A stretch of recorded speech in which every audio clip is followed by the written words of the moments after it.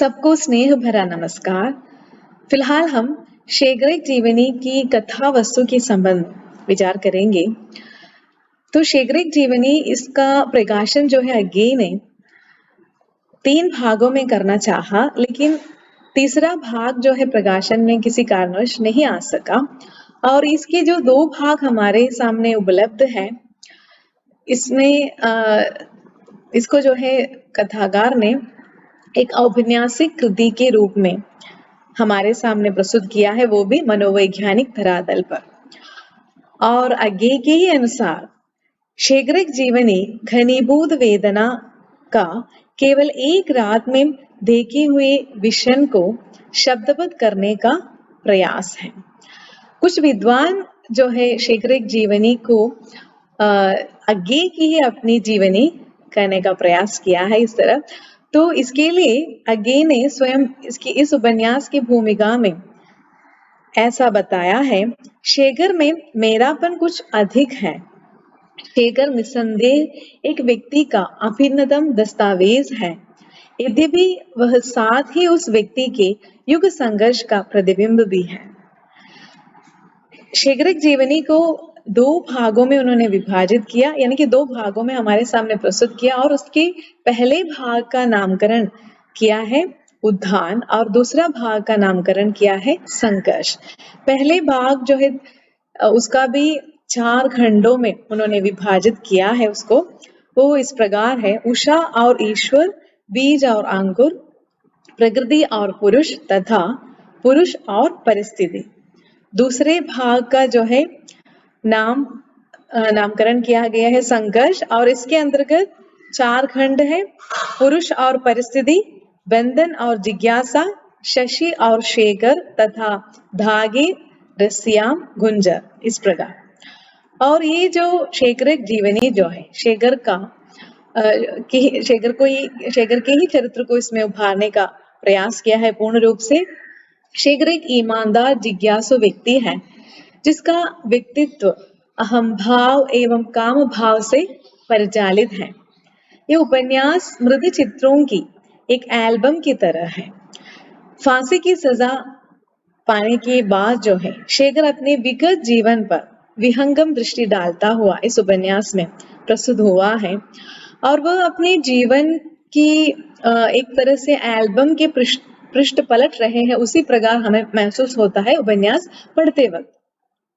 इस प्रकार उपन्यास में एक प्रकार से पूर्व दीप्ति यानी कि फ्लैशबैक पद्धति अपनाई गई है। बहुत ही जोरदार ढंग से इसमें उसको उभारने का प्रयास किया है पूर्व दीप्ति शैली को।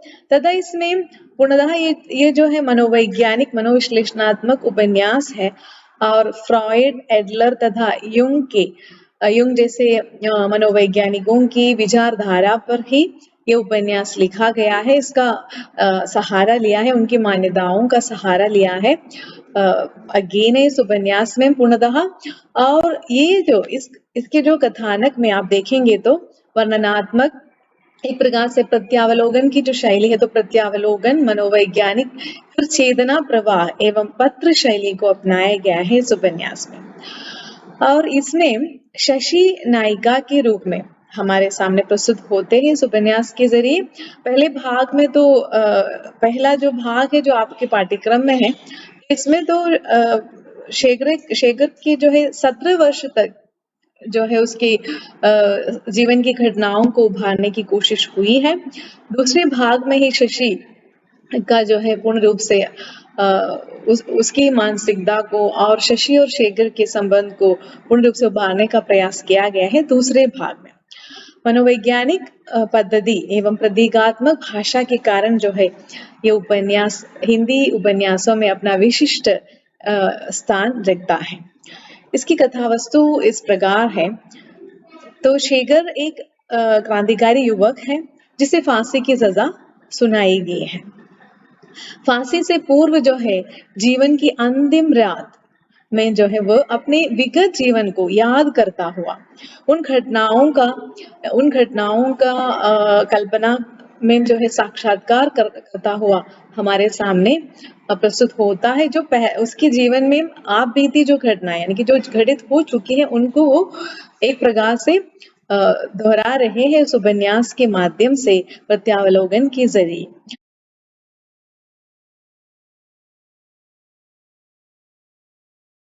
शेखर विद्रोही स्वभाव का युवक रहा है।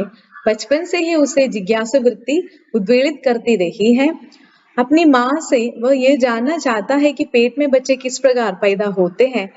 ऐसे बहुत सारे प्रश्न वो माँ से पूछता ही रहता है, लेकिन माँ किसी का ठीक तरह से जवाब नहीं देती और ऐसे प्रश्नों पर उसे मार भी खाता है। कभी उसने ऐसा भी प्रश्न पूछा था, जैसे कि मृत्यु कैसे होती है और माँ तुम कब मरेगी। तो ऐसे बहुत सारे विचित्र प्रश्न उठाने वाले एक बालक की तरह। जो भी हो, माँ उसे जो है घृणा की दृष्टि से देखती थी और अविश्वास की नजर से ही देखती थी, और इस तरह इसका प्रभाव जो है शेखर पर भी पढ़ना जो है स्वाभाविक ही रहा है। शेखर भी माँ के प्रति उसी प्रकार घृणा प्रकट करता ही रहता था।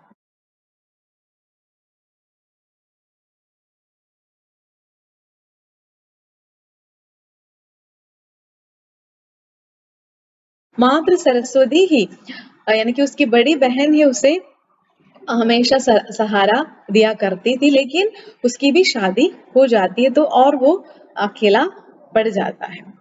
तो शेखर का बचपन लखनऊ, कश्मीर आदि स्थानों में बीता है और एक मद्रासी लड़की शारदा के संपर्क में आकर उसे काम भावना का अनुभव होता है।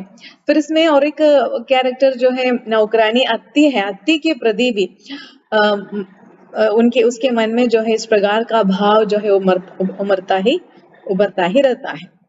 तो शेखर की सर्वाधिक अंतरंगता जो है किशोर अवस्था में होता है अपनी मौसेरी बहन शशि से, और शशि का विवाह उसकी इच्छा के विरुद्ध रामेश्वर से हो जाता है। लेकिन बचपन से ही उसका जो संबंध है और बाद में दूसरे खंड में ही उसको विस्तार दिया गया है उपन्यास में। तो रामेश्वर शशि के चरित्र पर संदेह करता है और उसे त्याग देता है, तब शेखर के पास रहने लगता है। तो शशि एवं शेखर की आत्मीय एवं अंतरंग क्षणों को बहुत ही सुंदर रूप में इस उपन्यास में चित्रित करने का प्रयास किया है।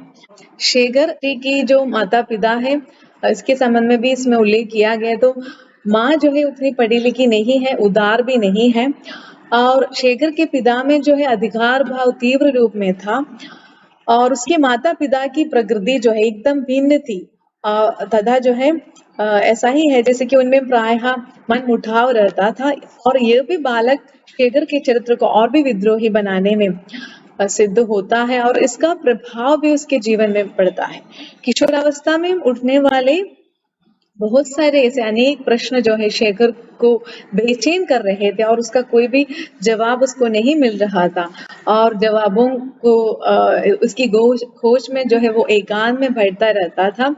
और जब वो 15 वर्ष की अवस्था में होता है तो मद्रास जैसे बड़े शहर में हॉस्टल में रहकर जो है वो पढ़ रहा था जब, तो वहां उसका संपर्क जो है सहपाठी कुमार से होता है और वो कुमार के प्रति जो है अत्यंत आकृष्ट भी होता है, और तथा उसकी आर्थिक सहायता वो किया करता था।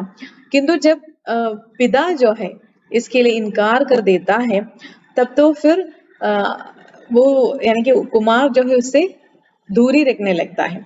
कुमार के साथ जो है उसका जो लगाव बढ़ता रहा था, और एक प्रकार से आप देखेंगे तो होमोसेक्सुअल प्रकृति का जो स्वभाव भी उसमें दिखाई पड़ता है इन दोनों में।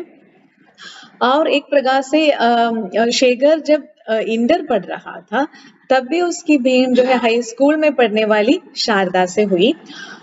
फिर शारदा और शेखर इन दोनों में जो है लगाव रहता है, और शारदा शेखर से शारदा प्यार तो करती है, लेकिन माँ के अनुशासन से वो डरती थी। तो और एक दिन जो है उसने शारदा की आंखें दोनों हाथों से भींच ली, और उस समय जो है शारदा ने प्रतिक्रिया की। जिस प्रकार शारदा के प्रति जो है प्रेम से अभिभूत होकर शेखर ने उसकी दोनों कलाइयां पकड़ ली, तब तो उसने इस प्रकार कड़े स्वर में उसने कहा, मेरा हाथ छोड़ दो। और फिर रोती हुई वो ये कहकर चली गई कि मुझे खेद है कि मैंने कभी तुमसे बात भी की। और इस तरह शेखर को ऐसा लगा जैसे कि जो भी लड़कियां जो है उसके संपर्क में आती है और तुरंत ही वो उसकी जिंदगी से गायब हो जाती है, तो कोई भी उससे सरोकार पूर्ण रूप से नहीं करती। तो इस प्रकार की ये भी उसकी विद्रोही भावना को और भी बढ़ा देता है। और किंतु वो शेखर शारदा के संबंध में बताए तो शारदा जो है इस तरह जो है शेखर ने बाद में रोज की तरह पार्क में उसकी प्रतीक्षा की थी शारदा की, किंतु वह नहीं आई और शेखर जो है मद्रास वापस चला जाता है। तो ये जो प्रथम भाग की जो कथा वस्तु है, और दूसरे भाग में आप देखेंगे तो शेखर एक जीवनी भाग 2 का प्रारंभ शेखर की रेल यात्रा से होता है। मद्रास छोड़कर वो लाहौर जा रहा है, जहां उसे एक कॉलेज में बीए में प्रवेश लेना है। वहां मौसी विद्यावती है और उनकी बेटी शशि है। कॉलेज में वो उनके वहां के जो है अनेक अच्छे बुरे लोगों से उसका संपर्क रहा है, और एक प्रकार से उस अनेक अनुभव भी उसे प्राप्त हुआ है वहां, और अपने अनुभवों को लिपिबद्ध करना भी वो चाहता है। और वो साहित्यिक सृजन में लगा रहता है। लिखकर उसे संतोष मिलता था, लेकिन पूरी तरह एक प्रकार से पूरी एक अलमारी उसके लेखन से भर गई थी। और फिर शेखर शशि के जो पिता की मौत पर ये उनके घर जाकर जो है सांत्वना देता रहा, और उनका मन जो है कॉलेज जाने का न था। तब शशि ने ही उसे कर्तव्य बोध करते हुए, जैसे कि कॉलेज जाने के लिए और साथ ही साथ साहित्य सृजन में भी शशि हमेशा उसका सहारा करती रही। उन्हीं दिनों जो है लाहौर में राष्ट्रीय कांग्रेस का अधिवेशन हुआ, जिसमें उसने स्वयं सेवक की तरह भाग लिया, और वहां एक सीआईडी वाले से कुछ विवाद हो गया और उसने उसे जेल में डलवा दिया। और जेल में शशि उसके बड़े भाई के साथ जो है उसे शेखर को मिलने आई, और वहां वो उसकी ओर वहां आप देखेंगे तो वो उसकी ओर आकृष्ट होता गया था बाद में। और फिर जेल में उसका परिचय जो है क्रांतिकारी बाबा मदन सिंह से हुआ, जिनके जो है क्रांतिकारी विचारों से भी वो प्रभावित हुआ। और जेल में ही उसे शशि के पत्र द्वारा ये सूचना मिलती है, जैसे कि उसकी अनिच्छा के बावजूद जो है उसका विवाह रामेश्वर नामक एक युवक से तय किया गया है, और वो कुछ नहीं कर सकती। तो शेखर के विरुद्ध गवाही जेल में जो भर्ती होने के बाद जो है उसके विरुद्ध जो है गवाही नहीं मिली, अतः वो मुक्त कर दिया गया उसको। और जेल से छूटने पर उसका मन तो शशि के घर जाने का कर रहा है, पर जो है पैर नहीं पड़ रहे थे। भटकता हुआ वह शशि के घर जा पहुंचता है अंत में, और उसके पति रामेश्वर ने उसका ठंडा स्वागत भी किया, लेकिन उसे शशि एवं शेखर के संबंध में जो है संदेह था। शेखर जो है यहाँ वहां से जब चला गया और ग्वाल मंडी जो है वहां कमरा लेकर वो रहने लगा। तो शशि के लिए जो है शशि हमेशा लेखन के लिए उसे प्रेरित करती रही, और शेखर की आर्थिक स्थिति जो है खराब होती गई। कोई भी प्रकाशक जो है उसकी पुस्तक छापने के लिए तैयार न था। शेखर की माँ का देहांत उस समय होता है, उसकी खबर मिलती है, और फिर किंतु वो पैसों के अभाव में घर न जा सका। पिता ही उससे मिलने आए। फिर शेखर ने उन्हें बताया कि वो साहित्य से जो है अपना जीवन यापन करना चाहता है, पर पिता उससे सहमत न थे। उसने पिता को यह भी बताया कि वो क्रांतिकारी बनना चाहता है, पर उन्हें यह भी मंजूर नहीं था। प्रकाशक ने उसकी पुस्तक लौटा दी थी, तो उस समय बहुत सारी कठिनाइयां, हताश होकर वह शशि के पास ही गया, और थोड़ी सी राहत तो उसे शशि के पास ही मिलता था हमेशा, और कोई उसका सहारा नहीं था। तो शशि से जो है सच्चा स्नेह एवं सांत्वना उसे मिली। शशि जो है उस रात को शेखर के घर रुक गई थी, और क्योंकि रात हो गई और वर्षा हो रही थी और उसके पति ने उसे कलंगिनी करते हुए घर से निकाल दिया। तो इस घटना के बाद शशि के पति जो है रामेश्वर को वास्तविकता बताने के लिए, जो सच्चाई क्या है ये बताने के लिए वो उसके घर गया, किंतु उसने उसका अपमान करते हुए थप्पड़ मार दिया और शशि भी वहां आ गई थी और उसने शेखर को वहां से जाने के लिए कर दिया, किंतु रामेश्वर और उसके घर वालों ने शशि को भीतर नहीं घुसने दिया। अतः वो लड़खड़ाते हुए कदमों से शेखर के पीछे पीछे चली गई।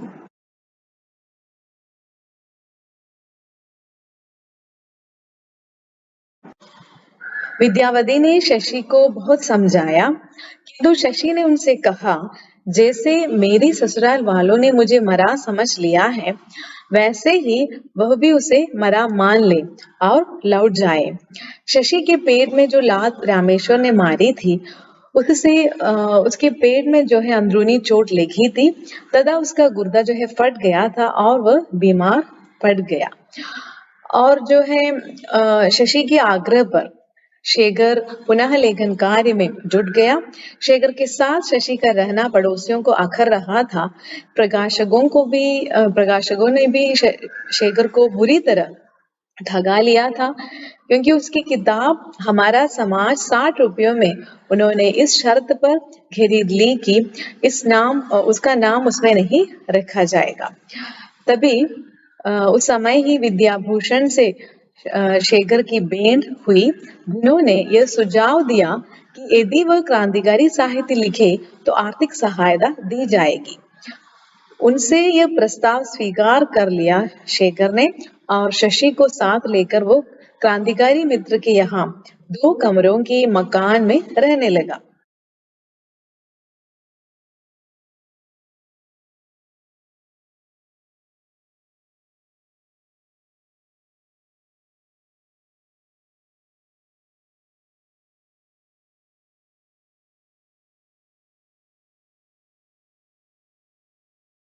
यही उसने एक क्रांतिकारी उपन्यास लिखा जिसके छपने पर उसका गिरफ्तार होना तय था।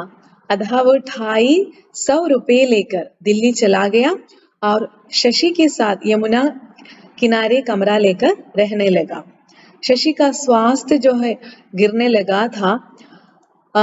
उसने जो है उसके जीवन के कुछ ही क्षण बच गए थे और शशि ने कागज पर लिखा था ऐन वक्त पर, इस पत्र में अपने प्यार की बात नहीं करूंगी, जो चला गया है उसका प्यार केवल वेदना है और वेदना को चुप रहना चाहिए, केवल तुम्हारे प्यार की बात करूंगी। इस तरह तो यानी कि मेरी कामना है कि तुम जीवन में एक बहुत बड़े लेखक बनो।